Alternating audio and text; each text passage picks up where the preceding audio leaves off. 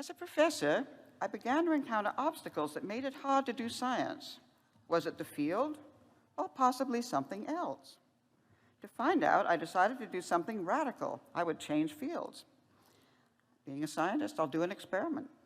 I chose the zebrafish as a model system which offered the super high risk but exciting possibility of identifying genes required for early vertebrate development. I soon found that I still couldn't get the resources required to do my science, resources that my male faculty colleagues seemed to have. Just to be sure, I took a tape measure and measured the lab and equipment spaces of all the faculty in the building. I had less than starting assistant professors, and I was a senior faculty. So the problem wasn't the field, but could it possibly be because I was a woman?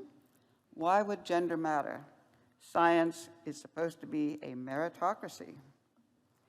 Finally, at age 50, after 20 years of careful observation, I started to understand. Gender did matter because I realized a scientific idea, result, or discovery was valued differently. It was undervalued if people believed it was made by a woman. By the way, it would have helped enormously if I had known that psychologists had already made my discovery. They had documented the phenomenon experimentally and gave it a name, unconscious bias. A Nobel Prize in economics would later go to a psychologist for discovering how unconscious biases influence our judgments.